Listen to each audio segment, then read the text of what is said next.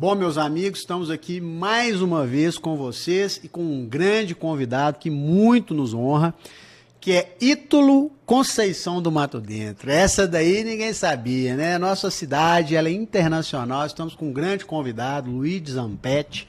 O currículo é muito extenso, mas eu vou fazer um breve resumê.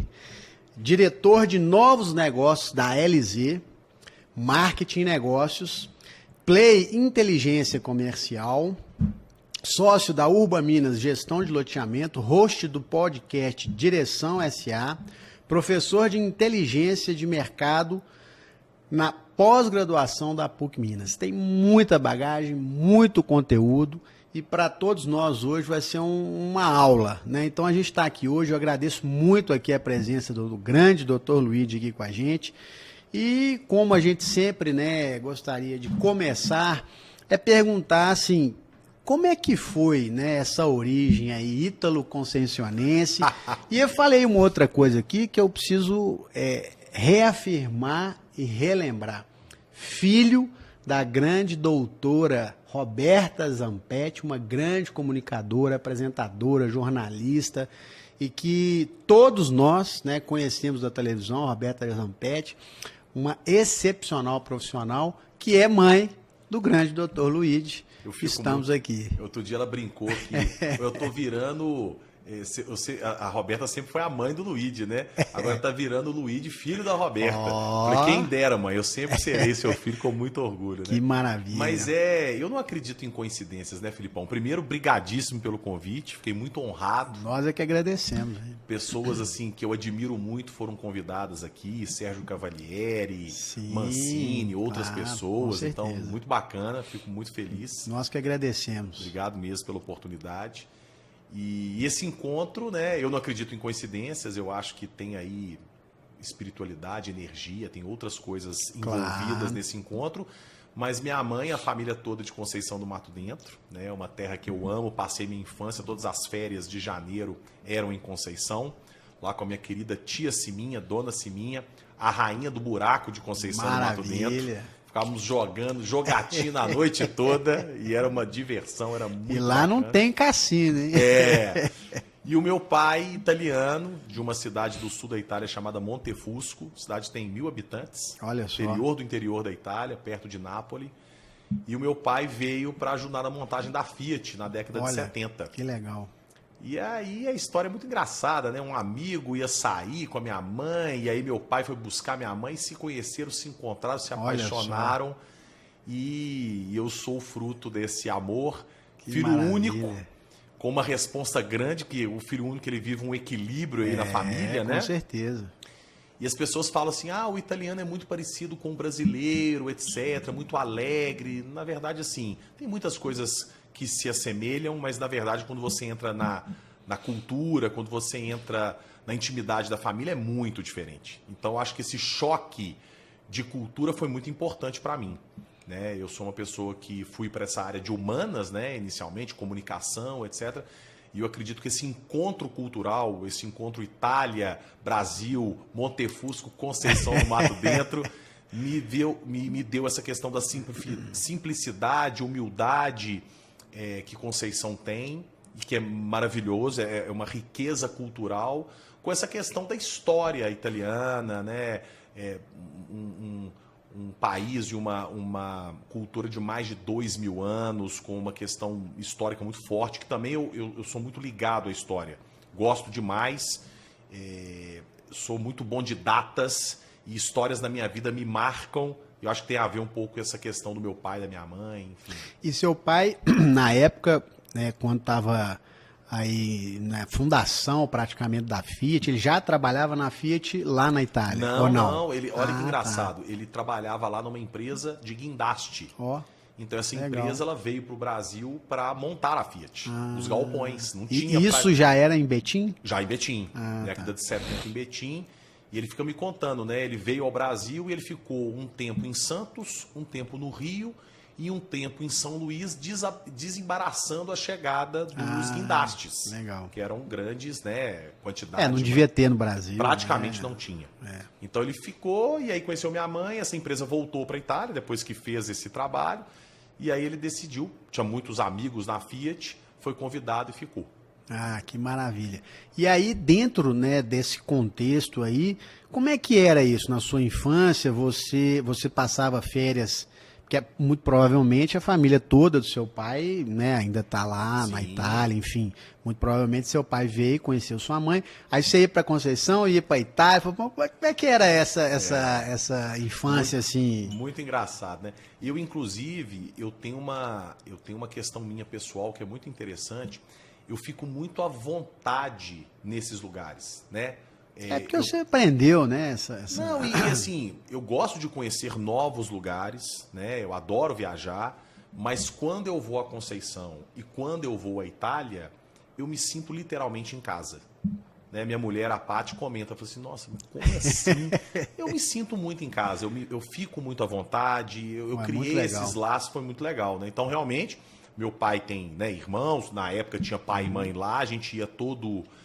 eu estudei a minha vida toda na Fundação Torino, que é uma escola que foi criada para os funcionários do Grupo Fiat. Tem uma escola de referência, né? E uma escola que era pequenininha, hoje é uma escola grande, meus filhos estudam lá, mas era uma escola de 200, 300 alunos. Muito legal. Então, as férias sempre foram no calendário europeu. Então, de junho a setembro, mais ou menos, eu tinha grandes férias. E em dezembro, as minhas férias eram pequenininhas, de 15, 20 dias. Olha. Então, normalmente, eu ia nessa metade do ano para a Itália. Ficávamos 1, 2, 3 meses lá. Olha só. Era muito legal. Meu pai, às vezes, trabalhava lá, né, nas outras operações de lá.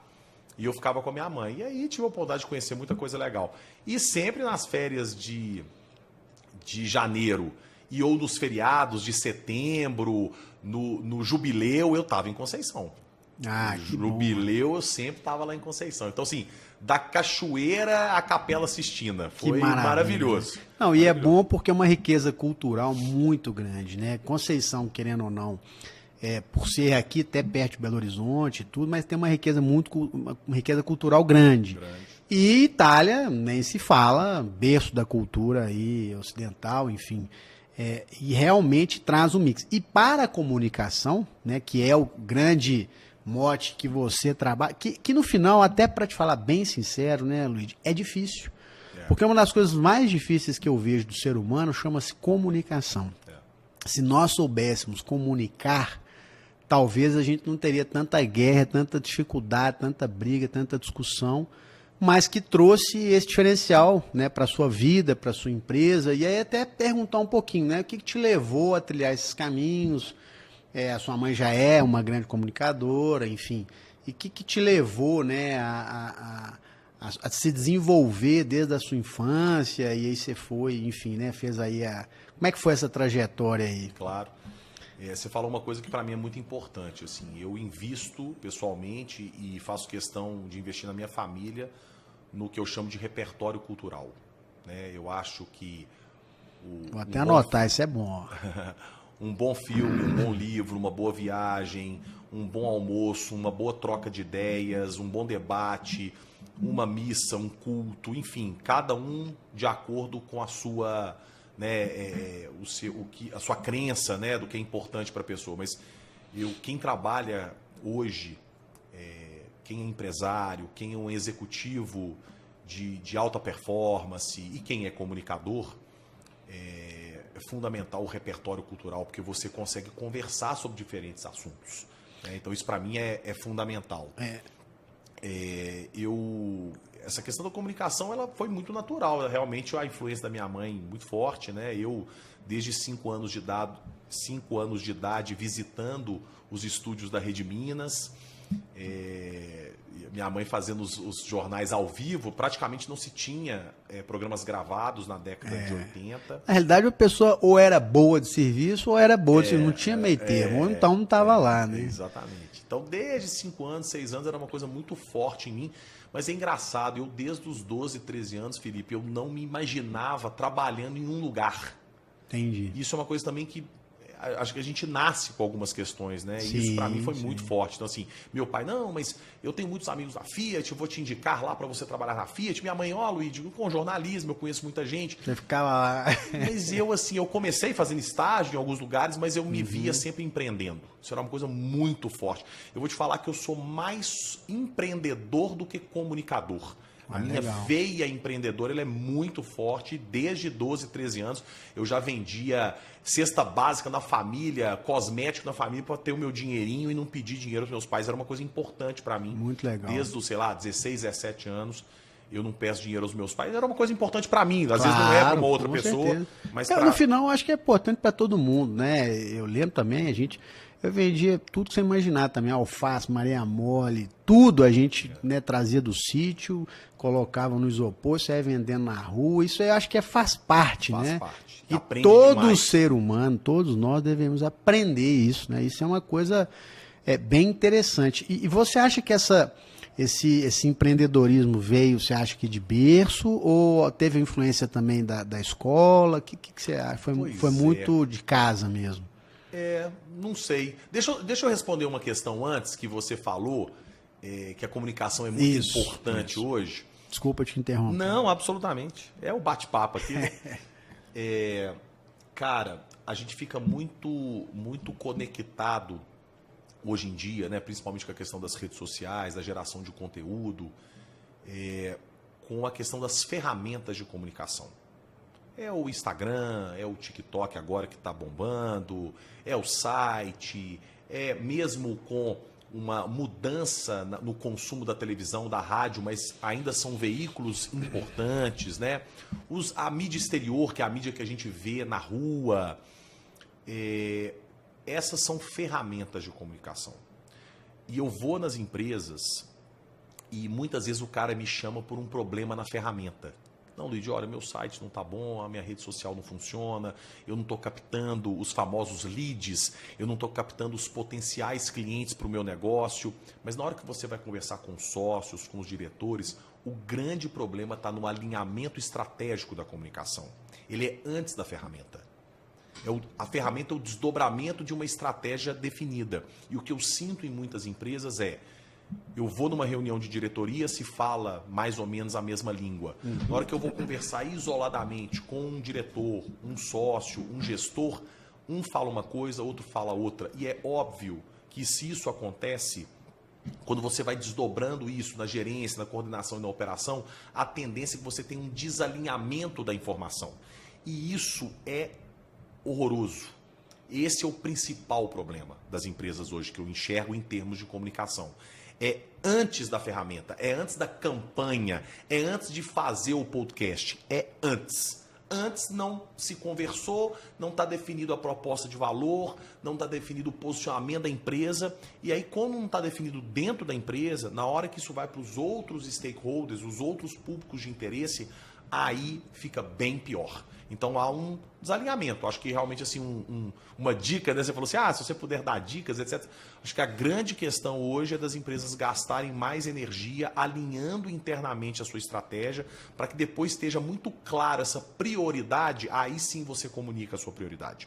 Mas está todo mundo ali, os líderes inicialmente alinhados, depois a gerência, a coordenação, independente do tamanho de empresa, tá? Isso estou falando de empresa de 5, 10 pessoas a empresa de 10 mil pessoas. Eu desenvolvo projetos em empresas de 20 pessoas a empresas de 10 mil profissionais. E o cerne da questão, o grande ponto do problema, na minha visão, está aí. E para quem não sabe, na realidade, a Eliseu é uma grande empresa, né, do qual o Luiz é sócio fundador.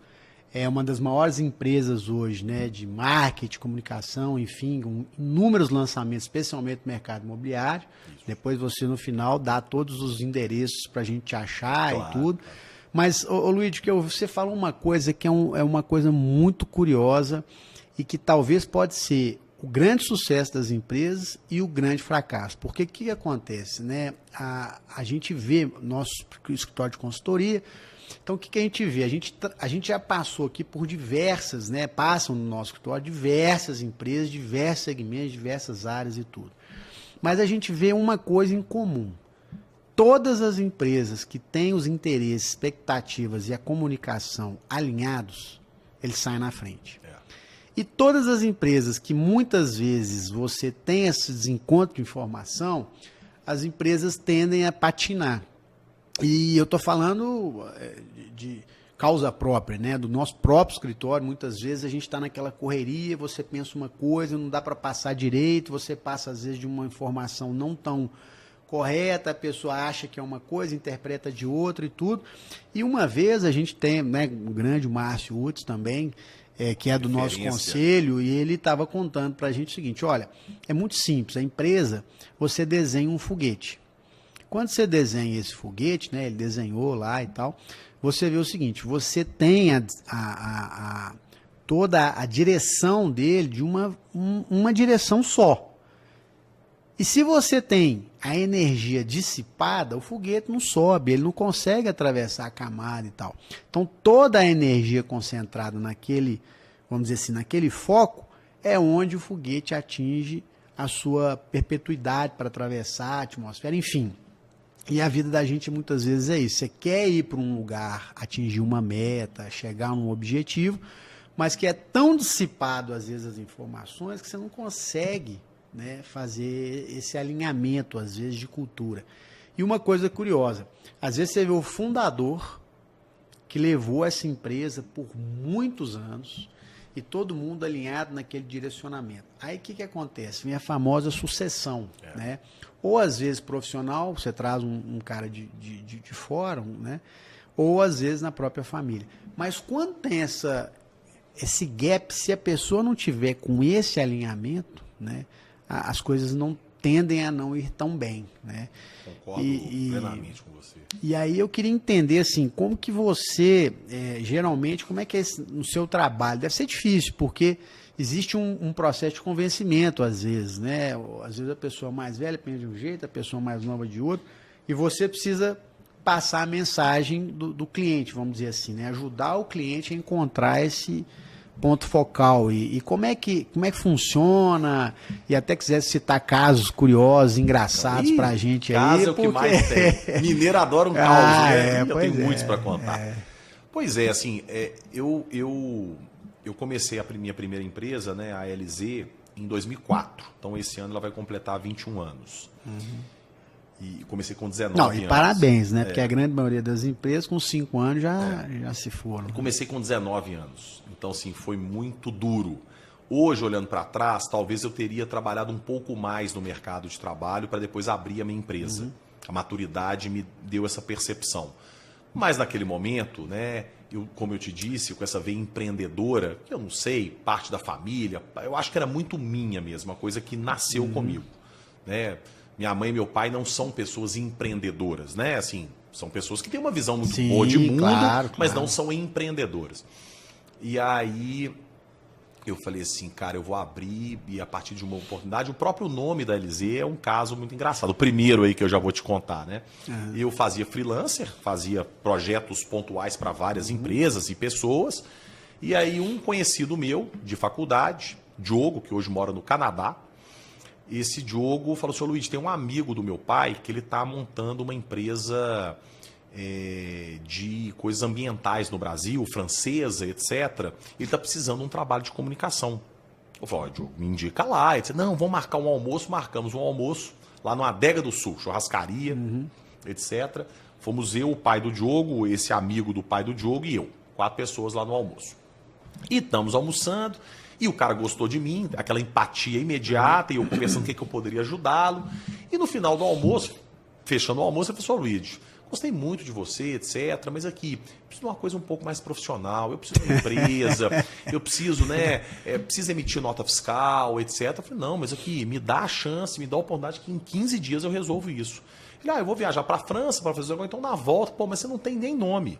Aí eu tomei lá um copo de suco, de água, tomei, voltei e falei: não, mas a LZ Comunicação tá aí para te ajudar. E aí nasceu a LZ, eu nunca tinha pensado no nome. Né? Saí desse almoço, liguei para 2 conhecidos também, um chamado Gustavo, trabalhava no Detran. Ô, Gustavo, como que abre empresa? Falei: eu trabalho no Detran. Falei: não, mas você lembrava que era essa coisa de documentação, etc, etc. Falei assim: não, liga para o Fabrício, um amigo nosso lá da faculdade, ele trabalha na Receita. Ele é estagiário lá na Receita. Todo mundo estagiário em vários lugares, né? Ele é estagiário lá na Receita. Liguei pro Fabrício. Fabrício, beleza, pô, abrir empresa. Ô, Luiz, para abrir empresa hoje em dia, 1 a 2 meses, você precisa... Não, sou que 1 a 2 meses, eu preciso de 15 dias que o homem vai voltar, eu preciso da do CNPJ, etc. Falou, não, então tem um despachante aqui, etc. Eu lembro direitinho, o cara cobrou R$500. Pô, na época... R$500 em 2004, Nossa. eu ganhava 190 de estágio. Falei, putz, eu tinha um dinheirinho guardado, falei, vou pagar esse cara. Paguei os R$500 em 15 dias. Ó. Eu fui lá. Foi até rápido essa época aí. Foi rápido. O despachante fez lá e em 15 dias eu tinha o bloco de nota fiscal. Com aquele... Maravilha. Que tinha aquele... carbono. O carbono. E tinha um bloco de nota fiscal. Liguei para uma amiga minha. Eu lembro direito. Débora, direitinho. que era namorada de um amigo meu, do Daniel. Débora, precisa de uma marca. Ela fez uma marca do dia pro outro. O outro amigo fez o site. O outro a gráfica. Em 15 dias o homem voltou. Eu tinha cartão de visita, nota fiscal, site. Pô, esse cara nome. É bom mesmo. Né? Pô, esse cara é agitado mesmo. E aí nasceu o LZ. Né? Então, o caso do nascimento da LZ não foi uma coisa assim, vou abrir uma empresa. Não, cara. Eu vi a oportunidade do cliente. Era um cliente que tinha eu sabia que seria um contrato mensal interessante. Falei, cara, agora é o momento de eu abrir. E fui abrir. Legal. E não parei mais. Muito legal. Então, assim, tem. E de lá para cá tem muitos casos interessantes. Você comentou dessa questão da abordagem ao cliente, a questão da comunicação. Porque tem até complementando isso, né? Desculpa te interromper, mas porque muitas vezes eu particularmente, vamos falar do nosso escritório. Às vezes eu nem sei o que eu quero direito, porque eu não sei às vezes fazer aquilo que você faz, da parte de comunicação. O que será melhor? Como que é o melhor jeito de comunicar? O que eu quero vender? O que eu quero? Qual a mensagem que eu quero transmitir? Né? E muitas vezes a gente pensa da nossa cabeça, mas às vezes não é o correto. Né? Assim, eu acredito que hoje em dia o mais importante é fazer. Eu venho de uma era da comunicação que a produção, a forma de você lançar um projeto e uma campanha era muito cuidadoso. Hoje não. Hoje o importante é você fazer. Quando você entra na internet, você tem os algoritmos das redes sociais que fazem com que aquele conteúdo tenha mais ou menos engajamento, ou acesso, ou visualização. E quanto mais você produz, mesmo que seja no seu celular, mesmo que seja uma coisa... Informal mesmo. Informal, normalmente, ali você vai testando. E como você tem em cada rede a possibilidade de mensurar aquele resultado, você vai vendo, olha, isso aqui que eu não estava nem imaginando que poderia dar certo, está me dando muito resultado. Né? Às vezes você começou o próprio podcast de maneira despretensiosa e o próprio podcast foi te dando um resultado. Você falou, não, eu tenho que continuar isso aqui. Eu gosto muito assim... Eu sou focado em estratégia, o meu diferencial é estratégia, mas em relação ao cliente, principalmente ao cliente que não tem a cultura da comunicação, que não tem um departamento, que não tem uma estrutura, que está começando os seus investimentos, o importante é você executar. Você ficar pensando demais, planejando demais na comunicação de hoje, você acaba perdendo o timing de algumas coisas. E uma coisa muito curiosa que a gente percebe assim, né? E até vou falar do nosso escritório, uma curiosidade aqui. A gente chegou na época da pandemia e a gente tem, né, vários clientes aqui do nosso escritório e tudo, mas a gente tem uma cliente especial que é a Tárcia Gonzalez, né? E ela falou, Felipe, pelo amor de Deus, você é um escritório muito bom, tudo do bom e do melhor aqui, mas ninguém te conhece. Por quê? Porque você não está se comunicando, na época, nas mídias sociais. E a gente sempre foi muito focado no desempenho, na qualidade, mas a gente nunca se preocupou nesse marketing, vamos dizer assim, né? E aí um dia ela falou assim, não, você tem que ter o seu, você tem que fazer o seu Instagram. E aí ela nos ajudou, nós fizemos o Instagram lá então, e aí começamos a fazer várias lives na época, falando sobre comitê de crises, de pandemia, foi super legal, deu um super resultado. Tinha muitos, eu lembro que tinha muitas pessoas que começaram a seguir a gente, mas o mundo da parte de comunicação mudou completamente. Então, a gente teve que se adequar a essa nova realidade. E a gente vê que as gerações mais novas, elas estão completamente conectadas, né? É até curioso, eu conversando com um médico, ele estava falando, Felipe, você acredita que hoje as pessoas procuram um médico pelo número de seguidores? Não é se o cara é bom, tem pós-graduação, doutorado, mestrado, ou se o médico é bom, não. É se ele realmente tem um número maior de seguidores ou não. Mas uma coisa que eu, dentro do que você falou, que eu tenho reparado, é que quanto mais normal for, real, e as pessoas verem mais confiabilidade do que aquele negócio que era fake, ensaiado. Modelo. Ou os como é que chama aqueles...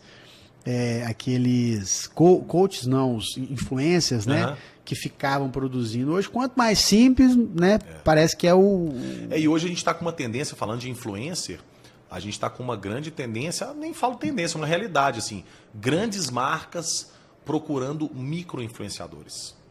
Ou seja, ao invés de você investir muito dinheiro num único influenciador com milhões de seguidores, as marcas às vezes pegam a mesma verba e estão ali em 100 micro-influenciadores com 1.000, 2.000, 3.000, 5.000, 10.000 seguidores. Focado com nicho. Porque ele é mais verdadeiro, porque ele engaja mais, porque ele converte mais. O grande influenciador, ele acabou já fazendo muito trabalho com muitas marcas e acaba que a própria imagem ela fica um pouco mais, entre aspas, deteriorada, né? Assim, não são todos. Tem muito grande influenciador que ainda dá resultado para as marcas, mas a gente vê uma tendência nessa mudança. Você comentou do início. Olha que loucura, né? 2004, eu fiquei de 2004 a 2008 usando terno, com gravata, todos os dias. Porque eu com 19, 20, 21 anos, naquela época, o jovem, como não tinha ainda o digital, o jovem não era respeitado, ele não tinha referência e expertise para falar sobre comunicação. Então eu queria parecer mais velho. E aí muito louco, depois passou o tempo, hoje senta um menino de 18 anos para falar sobre tráfego pago ou de inteligência artificial, qualquer board de grande empresa vai querer ouvi-lo. E ele pode estar de bermuda e camiseta. Impressionante. Mudou. Né? Isso mudou demais. Então, tem várias histórias engraçadas sobre isso, porque né, as pessoas... outras histórias engraçadas, eu comecei né? Então eu tinha vários e-mails. Tem vários amigos meus que já me contaram casos semelhantes, né? Então eu tinha lá atendimento@LZ, financeiro@LZ, criação@LZ, produção@LZ, mas tudo era eu que respondia. Você que estava lá no back-office. Eu que estava lá no back-office, aí eu respondia. Obrigado, enviando a nota fiscal, atenciosamente um abraço e não assinava.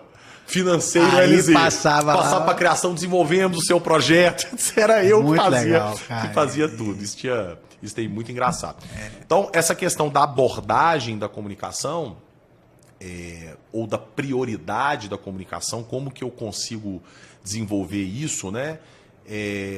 Muitas, assim, a dor do cliente é o passo inicial para a gente entender o caminho. Porque na comunicação, assim, a não ser que seja algo muito específico, muito técnico, a comunicação, ela te proporciona escolher várias possibilidades. Não tem um caminho certo ou errado. Entendi. Tem um caminho que você vai escolher naquele momento. Então, a dor é o passo inicial para a gente entender qual que é a anamnese, o diagnóstico daquele cliente e acredito, nos últimos 5, 6 anos, a grande alteração e uma coisa que na própria LZ a gente amadureceu muito a nossa metodologia é respeitar a cultura do cliente. As agências em geral, Felipe, elas tinham, e ainda tem, tá? Um pouco. Elas têm ainda o objetivo de marcar a presença dela no cliente. Criar uma dependência no cliente. Entendi. Então, assim, ele chega no cliente, ele quer mudar a marca, ele quer mudar o site, ele quer mudar a rede social, tá tudo ruim, etc, etc. Você tem que tomar muito cuidado com isso. Realmente, em alguns momentos, sim, você tem que mudar tudo. Mas, hoje, eu gosto de transferir muito o nosso conhecimento para o protagonismo do cliente. O maior comunicador da Mandatum são vocês da Mandatum. Pode contratar a maior agência, marketing, não adianta. Quem está no dia a dia, quem conhece o negócio de vocês, os clientes são vocês. Então não adianta querer, não, olha, é a LZ, eu estou chegando, faça desse jeito. Não, hoje a gente chega, entende a cultura do cliente, respeita a cultura do cliente, alinha a estratégia e prioriza. Normalmente, quando você chega num cliente, o cara tem lá 20 projetos que ele quer fazer. Migão. E não é uma questão financeira, porque eu tenho empresas que eu atendo que são listadas na Bolsa e eu tenho empresas pequenas que eu atendo. Então não é uma questão financeira. Tem a ver com o financeiro, tem a ver com o tempo, tem a ver com gente envolvida e tem a ver com o foco, que é o que você citou anteriormente, do foguete. Né? Então, eu gosto de começar com poucos projetos. Em muitos clientes, eu não entro fazendo tudo no cliente. Eu começo com um projeto piloto. Então vamos fazer este projeto, porque você consegue mensurar de uma maneira mais atenciosa. Não, eu não estou pegando a comunicação da empresa como um todo. Eu estou fazendo um projeto piloto naquele cliente onde eu consigo mensurar de uma maneira mais cuidadosa. E aí deu certo aquele projeto, a gente continua. Né? Nós acreditamos muito, e eu acredito muito nas minhas empresas, em sinergia com o cliente. Essa questão também que a gente via muito, né? Na advocacia era assim também. Olha, tá aqui o meu problema, eu estou contratando a Mandato para resolver o meu problema. Terceiriza o problema com a Mandato, mas o problema é seu, não é da Mandato. A Mandato vai estar ali para te ajudar, para te aconselhar, para te acompanhar. É a mesma questão do marketing do comercial. Você tem um hospital, você tem um plano de saúde, você tem uma incorporadora, uma construtora, você tem um colégio, uma faculdade, você tem um desafio de marketing e comunicação, o desafio é seu, não é meu. Eu vou te ajudar, eu vou te apoiar, eu vou estar junto com você. Mas aquele trabalho ele tem que ser feito de maneira co-criativa, ele tem que ser maneira conjunta, em sinergia. Então, os melhores resultados que eu tenho nas instituições e empresas que eu trabalho é quando o cliente percebe, entende e respeita essa sinergia. Ou seja, não, eu estou te contratando, estou te pagando, existe uma relação contratante-contratado, ok, mas nós somos parceiros de negócio e nós vamos tentar fazer junto um resultado, juntos.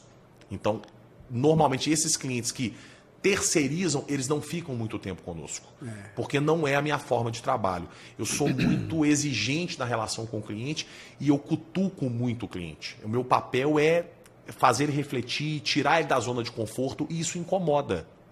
Então, se não está junto, vai ficar um incômodo que no médio prazo vai desgastar a relação e você vai sair do projeto. Isso já aconteceu várias vezes e eu tenho muito mais atenção nos novos projetos, como já aconteceu várias vezes, em ter esse alinhamento de expectativa que você falou claramente desde o D0, do início do projeto. E eu acho que o que você falou é extremamente importante, porque o que eu já vi na minha vida de agências, né? Inclusive tinham várias agências com os modos, com o nome. Aí o cara, não, vou fazer um negócio criativo e que não tinha nada a ver com o cliente. Nada a ver com o cliente.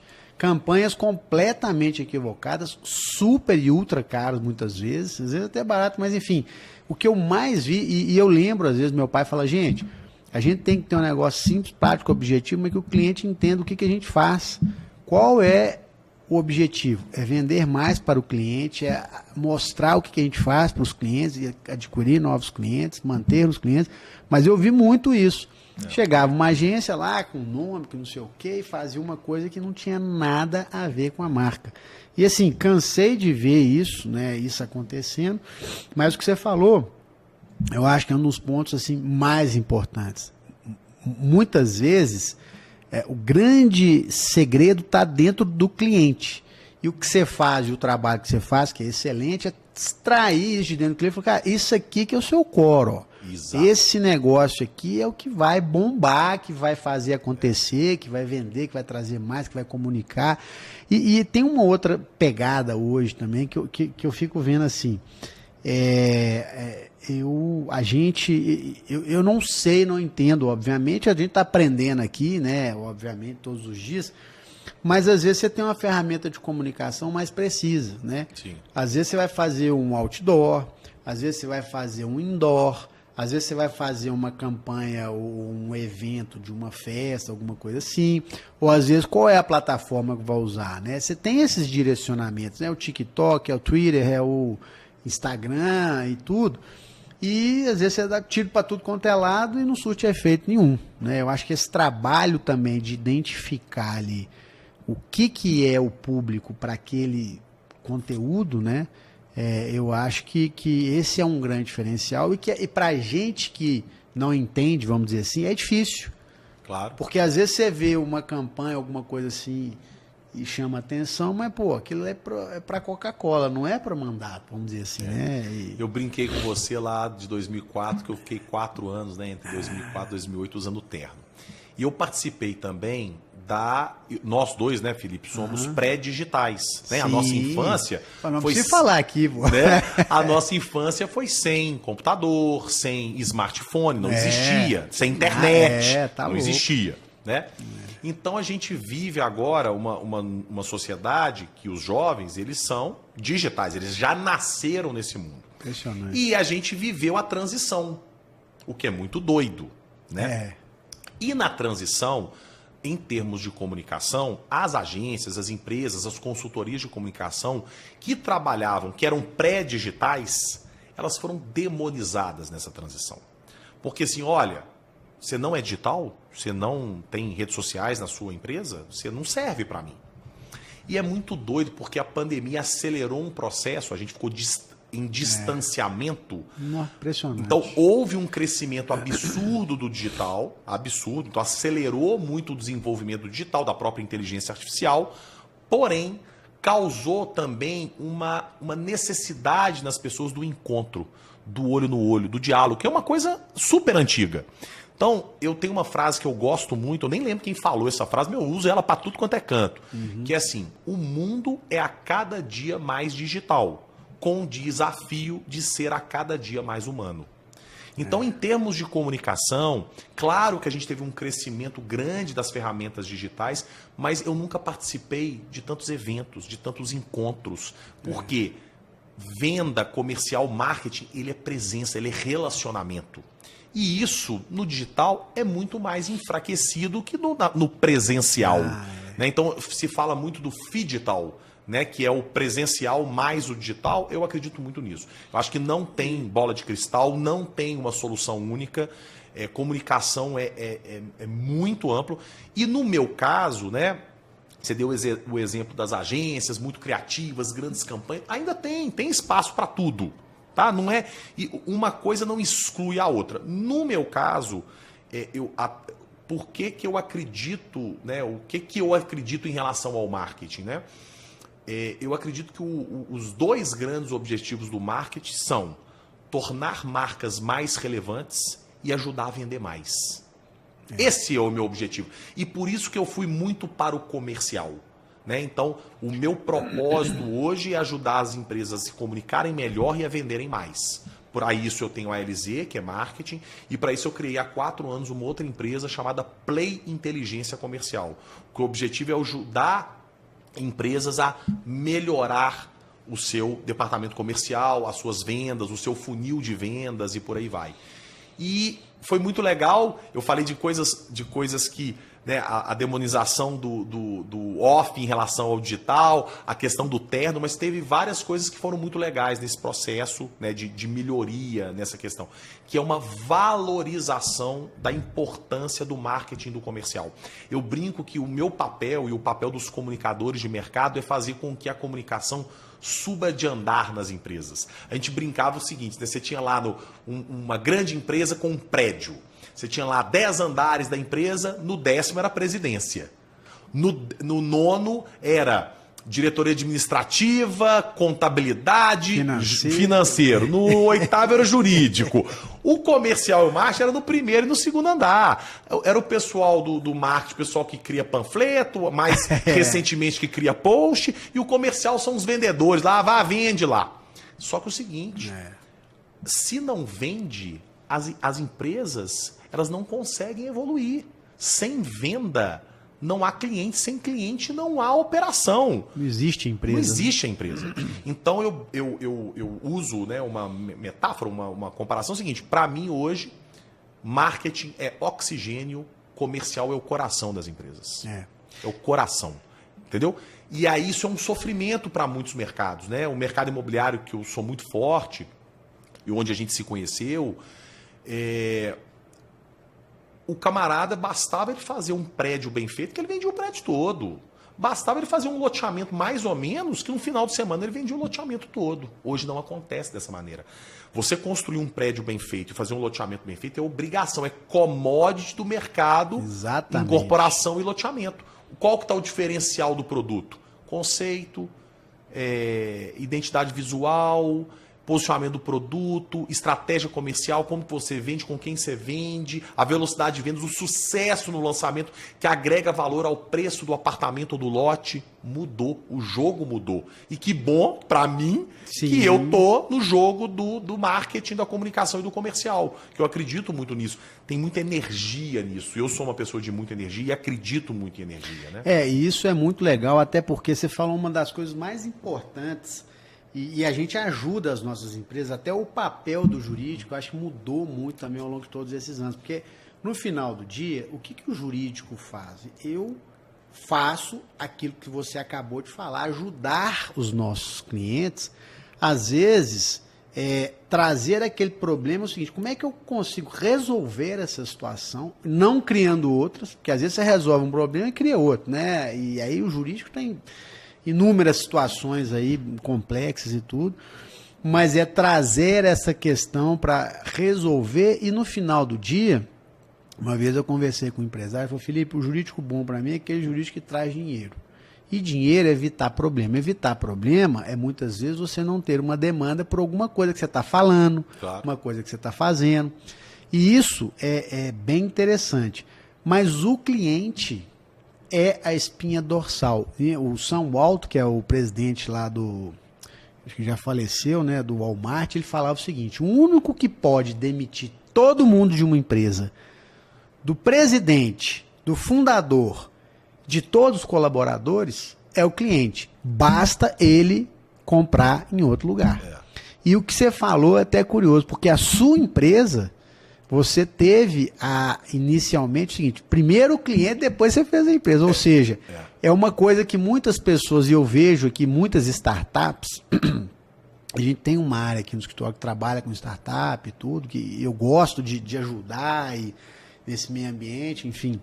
Mas eu vejo as pessoas muitas vezes criando as empresas sem um cliente. Eu falei: mas peraí, quem é que vai construir? Ideia, Luiz, uma coisa até curiosa. Tem ideias maravilhosas, mas que não tem um cliente. Eu falei: olha, às vezes você vai inventar aqui, às vezes, só o cadarço, uma coisa simples que vai vender para todo mundo. Aí o cara vai lá e inventa um negócio que é o cadarço voador, que você... Cara, não tem cliente. Então, quando você para a perspectiva de longevidade das empresas, de crescimento das empresas, sem cliente, infelizmente, não tem como, né? A não ser que você vai ser o seu próprio cliente, pronto, acabou, muito difícil, muito difícil, né? As empresas querem crescer e se desenvolver, e você acaba aprendendo com o cliente também. Muito. Mas isso que você falou, eu vejo assim, o cliente é o foco. Né? Não é o cliente, desculpa, né? Não é o cliente por cliente, é o cliente humanizado, né? Claro. Porque, assim, gente, o que também dá uma dor de cabeça, assim, é o robô atendendo, né? Aquele negócio.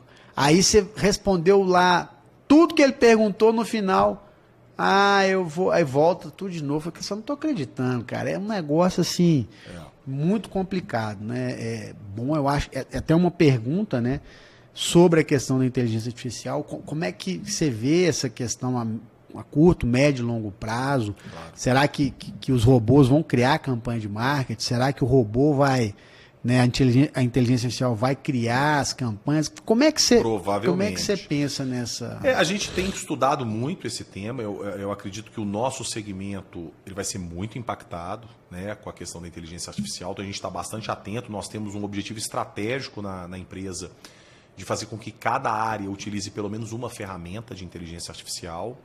Eu acredito, assim, qual que é a minha visão, o resumo da minha visão sobre inteligência artificial? Nós, paralelamente à questão da produtividade, eu acho que é mais uma ferramenta. As pessoas, vai mudar. Não, mas peraí, é uma ferramenta que vai ajudar. Concordo. Então eu acredito que o profissional ele vai ficar mais produtivo. E algumas áreas que você tem ali uma operação muito repetitiva, eu acredito que ela vai substituir. Né? Na contabilidade a gente tem visto isso muito. No próprio jurídico, em algumas sentenças, essas sentenças de massa, esses projetos com muita gente, eu acredito que vai acabar automatizando parte do processo. Mas sempre alguém vai ter que dar o comando para a inteligência artificial. E esse quem é ser humano. Então esse é um primeiro ponto. E um segundo ponto que eu estou assustado, sabe? Inclusive existem discussões hoje na Câmara e no Senado sobre isso, Felipe, que é a questão da saúde mental da população. Né? Eu tenho visto isso muito nas empresas que eu atendo e na própria LZ, na própria Play, os desafios nossos lá. Eu não acredito, né? O nível de ansiedade, nós somos hoje um mundo ansioso. A questão da internet, do smartphone, eu fico vendo lá os meus meninos com YouTube, não há, né? A nossa geração, você tinha um horário para algumas coisas e você tinha a interrupção do comercial ou do próprio horário definido. Desenho era 10 horas da manhã, não tinha desenho 3 horas da tarde. Hoje não, hoje o menino ele vê o desenho a hora que ele quiser, onde ele quiser. E se ele não está gostando do desenho, ele passa o desenho. Então eu acredito que isso está gerando nas crianças, os meus filhos também, eu acredito que nas crianças em geral, e na sociedade, um nível de eu quero agora e eu quero do meu jeito, que gera uma ansiedade muito grande. Então, assim, eu não tenho problema hoje com clientes em relação à entrega. Claro, às vezes a gente erra numa entrega, não é uma entrega de uma qualidade que a gente gostaria, mas isso é muito pouco, acontece muito pouco. Eu tenho muitos problemas em termos de precificação, eu sou um cara super aberto a negociar, a conversar, a chegar num denominador comum que seja uma relação ganha-ganha. Nas relações com o cliente eu tenho poucos problemas, mas hoje uma questão é o seguinte, o cara me contrata e ele quer as coisas para ontem. Não, quer te contratar meio-dia, 1h da tarde, tem que estar com tudo pronto. Campanha, marca, lançamento. Tem cliente meu que ele faz uma reunião 10 horas da manhã com a minha equipe de um alinhamento, às 14 horas ele cobra se o projeto está pronto. Isso não existe. Então, esse nível de ansiedade está gerando um nível de expectativa que precisa ser alinhado, como a gente já falou algumas vezes aqui, mas gera na equipe, nas equipes da própria LZ e no do cliente, porque você, como eu disse antecipadamente, você tem uma sinergia, você tem uma cocriação, gera uma ansiedade que eu acho que isso vai dar problema, isso vai dar burnout, isso vai dar outras questões. Então, eu acredito que a gente vai ter, nos próximos anos, a inteligência artificial ajudando o profissional a ser mais produtivo. Ao mesmo tempo, você vai precisar que o profissional se cuide mais. Ele não vai conseguir trabalhar o nível que ele trabalha hoje. Mas que bom, porque a inteligência artificial vai ajudá-lo a trabalhar menos. Mais produtividade, menos horas. Né? Hoje nós temos muita dificuldade em vários segmentos contratar profissionais 100% presencial. O cara já quer o híbrido. Aí ele quer o híbrido para enrolar? Certamente no meio disso aí você vai ter gente que vai enrolar, mas ele quer o híbrido para ter a flexibilidade, para não ficar 2 horas no trânsito todo dia, para poder ter uma qualidade de vida melhor, para levar o filho na escola ou numa aula de natação. Então eu acredito que a sociedade está com essa visão mais ampla, então a inteligência artificial é espetacular, vai crescer, vai desenvolver, tem que estar utilizando as ferramentas sim, aqui na LZ, na Play, nas empresas que eu participo, nos negócios que eu participo, mas devemos cuidar das pessoas. Você falou um dos pontos também muito, muito interessantes e muito profundos. Porque o ser humano, desde quando ele foi criado, né, por Deus, enfim, né, ele é o mesmo. A gente tem que dormir, a gente tem que comer, a gente tem que descansar, a gente tem que nos preparar fisicamente, mentalmente, espiritualmente, é o mesmo. Só que eu vejo, às vezes, né, existe uma competição do homem com a máquina, aquela correria, aquela loucura. Isso gera uma irritabilidade. Muito grande. Irritabilidade é impressionante. Eu vejo, às vezes, eu vou no parquinho, às vezes com minhas filhas, eu vejo as crianças, às vezes, não tem nem paciência para brincar com um brinquedo. Brinca aqui, pula lá, vai aqui, vai aqui. Não. Eu lembro que você pegava antigamente, cara, às vezes você pegava uma latinha, ficava 2 horas brincando com a latinha, chutava a latinha, jogava para cima, uma latinha. E hoje, né, você vê assim, aquela muita informação, muita... eu vejo essas situações, e uma das coisas que eu mais vejo hoje também, mandar um grande abraço para o Ismael, né, que é um grande psiquiatra. Cara, ele não tem horário. Ele não tem horário. E ele fala o seguinte, eu atendo lá, né, de tudo, e ele fala assim, às vezes o cara tem tudo bom e do melhor. Ele tem uma empresa boa, ele tem uma família boa e tal, mas o cara tá com burnout, assim, o último nível. E uma outra coisa que eu vejo, né, Luiz, nesse ponto que você falou, cara, a quantidade de remédio que as pessoas estão tomando. Nossa. É remédio para acordar, remédio para dormir, remédio para emagrecer, remédio tudo quanto é tipo de coisa. E um outro detalhe também, com essas questões, né, mídia social, de ter que aparecer, ter que isso, ter aquilo, eu vejo uma coisa que as pessoas querem aquilo de qualquer jeito. Não, você vai ter que fazer uma cirurgia. O cara não quer nem saber do risco cirúrgico, vai lá e faz. Então, algumas coisas, eu acho que o ser humano está meio freak nessa questão. Burnout, enfim, essa questão de saúde mental. E o ser humano é muito simples, né? Quando você para pensar as nossas origens, o que a gente... Né? Poxa, eu fiz o Legendários aí, que está na moda agora e tudo. Mas uma das coisas que eu fiz, que eu achei mais legal do Legendários, é que você tem uma conexão direta com a natureza. E a primeira coisa que eles fazem é que você não leva, estou dando um spoiler aqui, você não leva o celular, acho que você pode falar. Cara, eu achei tão legal. Por quê? Eu fiquei um final de semana inteiro sem o celular e conectado com a natureza. Mas a primeira coisa que eu lembrava era a minha infância lá em Conceição do Mato Dentro, na cachoeira, andando no meio do mato, coisas que eram tão agradáveis e tão boas, que hoje você não tem tempo para isso. Se você pegar o começo, talvez, né, da sua vida, dos seus filhos, da sua família, assim, você já tem programação pro ano inteiro. Pô, até para vir aqui, né, a gente tá num nível de correria, de não sei o que, é tudo para ontem, enfim, né, então, essas são questões, né, que eu acho que a gente precisa lidar. Demais. E como é que nós vamos fazer com os nossos próprios filhos, né? Como é que a gente vai fazer esse aprendizado, né? Que você falou de repertório, que é o que deixa de ser um repertório cultural para que a gente possa ter... Né? Não, e se a pessoa... Eu falo isso muito lá nas empresas, né? Eu gosto que as pessoas cumpram horário. Esse negócio de ficar ficando até 8, 9, 10 horas da noite, trabalhar final de semana, não acho legal. Claro, vai precisar um dia ou outro, mas isso não pode ser uma cultura da empresa, sim, na minha visão. Concordo também. Porque é o seguinte, eu não valorizo e incentivo o repertório cultural. Se a pessoa fica até 10 horas da noite da empresa, ela vai chegar em casa morta, vai comer qualquer coisa, vai comer mal, vai dormir mal. Se ela sai 7 horas, ela vai conseguir fazer uma atividade física, ela vai conseguir ir no cinema, no teatro, numa exposição, ela vai conseguir ter vida, ter repertório. Senão, não adianta. E também tem um outro detalhe, né? Eu estava vendo um dos maiores incentivos para os colaboradores e tudo é quando você dá, às vezes, uma viagem, você dá algum programa e tudo. Até porque a família não fica com raiva da empresa. Porque eu lembro, assim... A minha família, meu pai sempre trabalhou muito e não tinha hora, nunca teve. Mas eu ficava sempre pensando assim, né? Meu pai nunca estava em casa. Então eu ficava, esse tal do trabalho aí, né? E é até curioso, a gente foi para umas férias viajar e aí minha filha viu eu colocando o laptop na mochila para viajar. Ela virou para mim, papai, você vai levar o trabalho? Já preocupado de eu não ter tempo para ficar com ela. Eu falei, não, filha, fica tranquila, eu vou levar, mas tá aqui, que ela achou que o laptop era o trabalho, vamos dizer assim, né? Eu falei, não, filha, eu vou ficar com você o tempo inteiro. Ah, que bom, ela ficou super feliz, atenção concentrada, né? Mas essa questão, né, cara, a gente fica bem, a família fica com ódio do trabalho, porque, papai tá o dia inteiro lá, não sai do computador, não sai, não sei o quê. E fora as distrações também, que a gente perde muito tempo, né? A gente tem um tempo...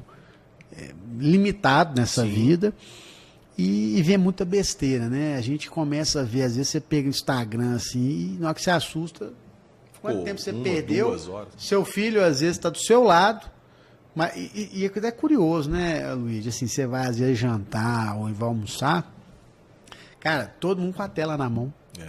Nós temos um combinado lá em casa. Almoço e jantar, o celular não pode estar na mesa, não. Cara, é acho que é básico, assim, mas mais uma vez, né? Respeitando cada família. Se o cara acha que tem que ter. Porque também tem dia, gente, que você tá de saco cheio, tem dia que você tá cansado. Eu entendo isso. Também, assim, regras absolutas também não acredito em. Claro, algumas regras, alguns mandamentos são absolutos, né? A gente não pode infringi-los. Mas as regras do dia a dia na casa, você tem que ter uma flexibilidade. Claro que tem que ter uma orientação, mas você tem que ter uma flexibilidade, muita dureza também, é um negócio complicado. Ô Felipe, eu tenho alguns mantras, assim, eu tenho algumas questões que eu, com a minha maturidade pessoal e profissional, eu fui passando, assim. Eu falei sobre o empreendedorismo, né? Uhum. E tudo que é exacerbado, eu acho que é ruim. Tudo. Futebol, religião, política, tudo que é demais, eu fico um pouco preocupado, Radical, sabe? Esse né? radicalismo eu não gosto. Concordo. E aí, cara, em 2019, 20, 21, 22, passaram vários cavalos perto de mim, as oportunidades. E eu subi em todas. Quando chegou no final de 2022, eu estava participando de 17 empresas. Nossa, tá com louco. 35, 40 sócios. Tá louco. Que desses 35, 40, um terço eu nem conhecia os sócios. Meu porque o cara tinha me chamado e eu não conhecia o outro sócio dele, por aí vai. E aí eu entrei de 2022 a 2023, terapia, conversando comigo mesmo, conversando com Deus. Falei assim, gente, não tá certo isso. Eu tô gastando mais tempo nas relações, em ficar em stand de negócio, tanta porta aberta, eu tenho que focar.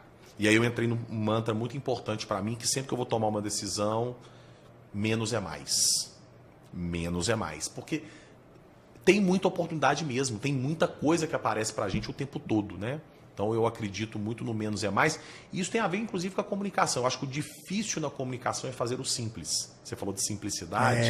Com certeza. A gente tem tanta ferramenta, tanta possibilidade. Você quer fazer uma coisa muito, sabe? E às vezes é aquela simplicidade. Os projetos mais simples que a gente consegue desdobrar, o cliente fala assim, é isso. Por quê? Porque é simples, né? Então, e aí eu fui desfazendo, saindo desses negócios para poder focar no que eu quero ser relevante e referência para o mercado, que é marketing comercial. Eu posso participar de outros negócios, mas eu tenho que entender que aquilo que eu vou gastar minha energia e meu tempo é marketing comercial, porque eu acho que é isso que eu sou bom, isso que eu acredito, isso que eu agrego.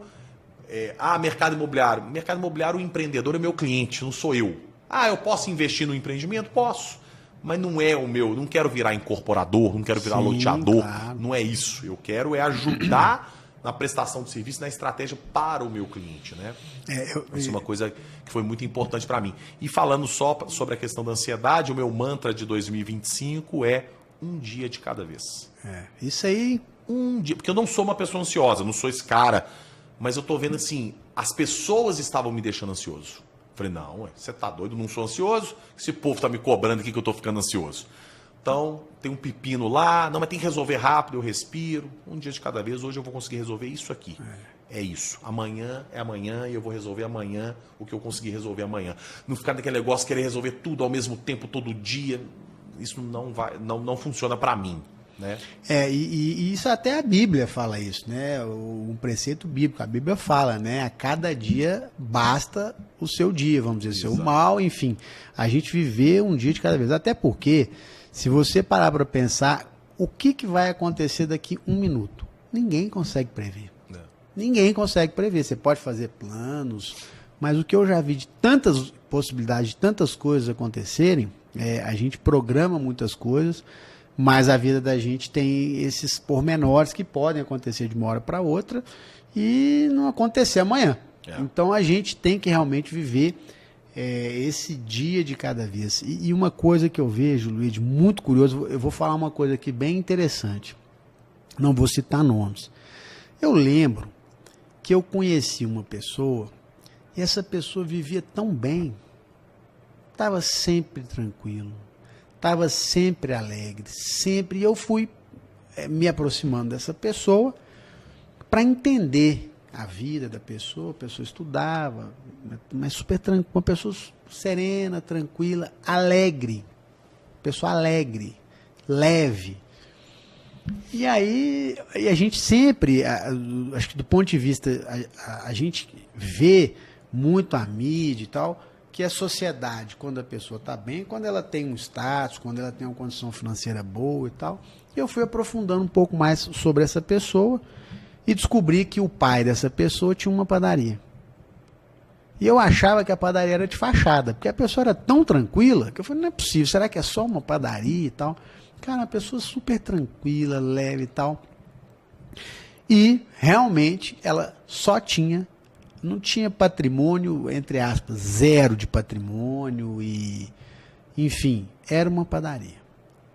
E eu tinha um grande amigo, um amigo meu, esse cara extremamente abastado financeiramente, mas o cara, não, como diz um amigo, não ria nem para escova de dente, era sempre atrasado, sempre correndo, sempre para cá, sempre para lá. O cara louco, praticamente o louco, não tinha tempo para nada, cara, sempre viajando e contava vantagens sobre isso. Não, porque eu estou muito ocupado. A gente sempre tem aquela palavra, não, estou na correria, correria, correria. Cara, mas eu sempre pensava assim, será que vale a pena o cara ter lá, o dono da Petro, inventando aqui, não, o dono da Petrobras lá, o dono da... Mas o cara não tem tempo para respirar.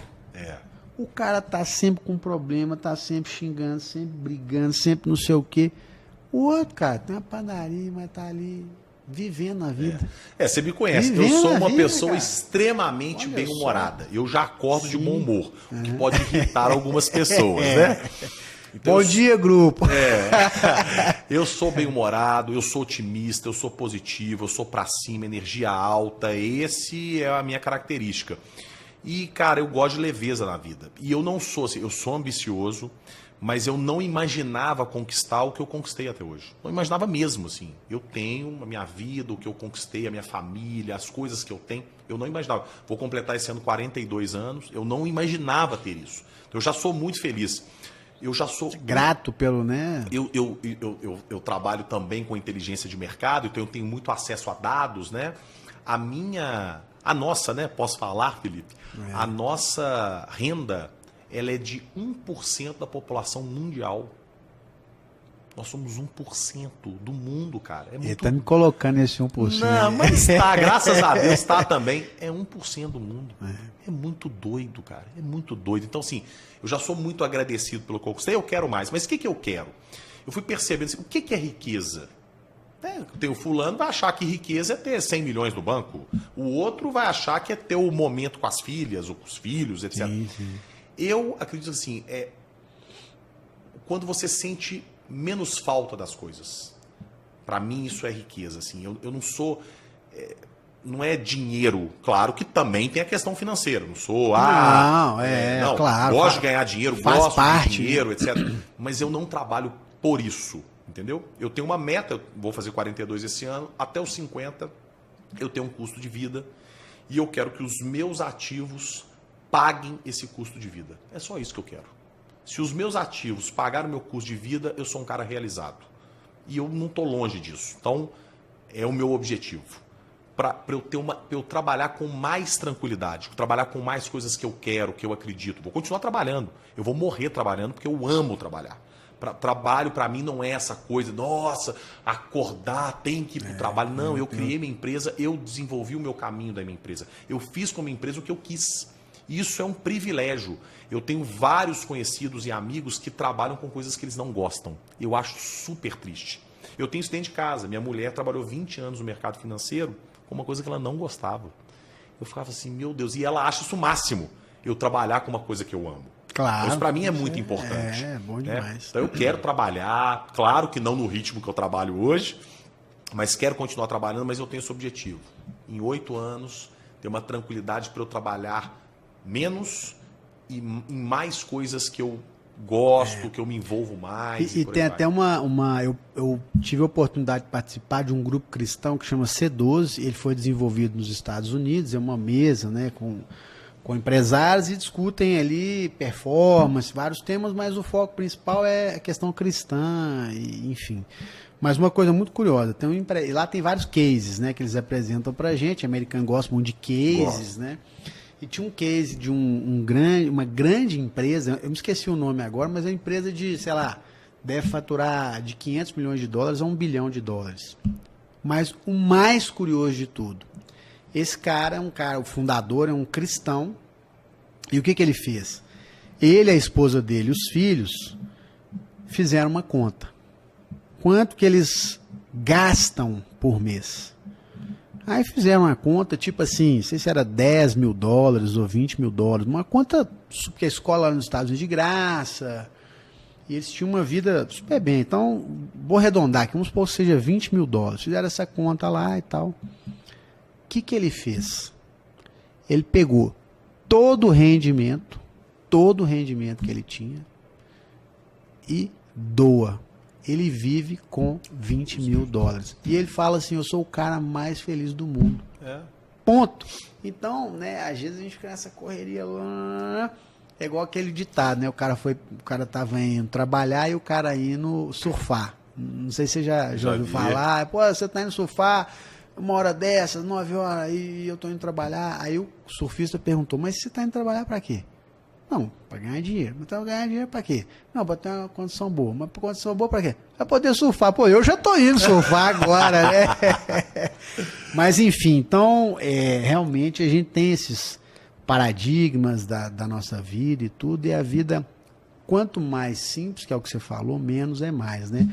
Mas, Luiz, antes de mais nada, eu acho o seguinte, nós temos aqui inúmeros assuntos, eu acho que dá para continuar a nossa conversa aqui, tem a questão do chefe Luiz também, depois nós vamos falar sobre isso, mas enfim, a gente está chegando mais no final aqui do nosso bate-papo e tudo, e a gente sempre pede para os nossos convidados aqui falar ou deixar uma mensagem aqui para as pessoas que estão nos acompanhando, que estão nos assistindo, estão sempre aprendendo, e agora com o nosso professor Luiz. Quem dera. O que você poderia falar aí, né, dos seus mantras, daqui que seja hoje que você consideraria mais importante para as pessoas que estão nos assistindo, que estão nos acompanhando, que você poderia deixar essa mensagem aí para as futuras gerações? Nossa assim, Senhora, que responsa! Primeiro, mais uma vez, agradecer a oportunidade, eu fico muito feliz. Todo evento, todo podcast, toda palestra que eu sou convidado, eu sempre agradeço muito a oportunidade, que é uma oportunidade de eu me preparar melhor, de eu conhecer pessoas, de eu passar um pouco da minha mensagem, da minha visão, de criar esse objetivo meu, né? Assim, claramente eu quero deixar um legado, sabe, Felipe? Assim, e o meu legado é um legado, não é de coisas. O meu legado é um legado de relevância e de referência. Eu acredito muito em valores humanos.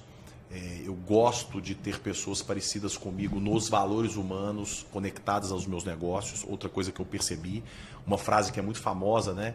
Eu prefiro fazer um negócio mais ou menos com pessoas boas do que um super negócio com pessoas ruins. E infelizmente eu aprendi isso a duras penas, fazendo negócios com pessoas ruins. Né? Então são aprendizados que eu tenho. Eu acredito em muita coisa. Bom, vamos dividir das questões profissionais das questões pessoais. Primeiro, profissionalmente. Então, em relação à comunicação. Comunicação eficaz é repetição de mensagem. Essa é a base da comunicação eficaz. Repetição de mensagem. Mas eu cansei. Cansou para você, mas para o seu cliente, seu público potencial, às vezes ele ouviu uma vez.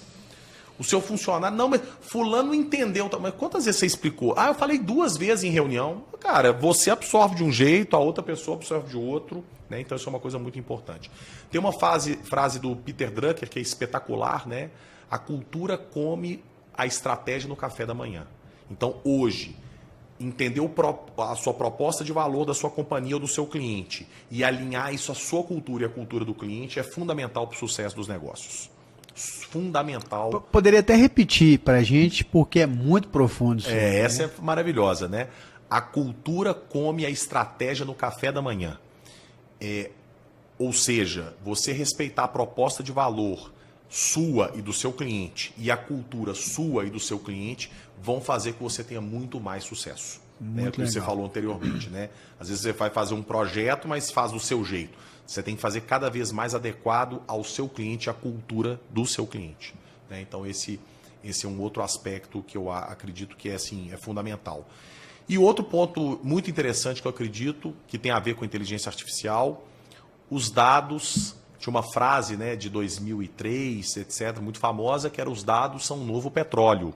Hoje eu acredito que a frase do momento é: os dados são o novo petróleo, são valiosos, mas eles precisam ser tratados, eles precisam ser refinados, porque o volume de informação que a gente recebe é muito grande. Então, quais são os dados importantes para você?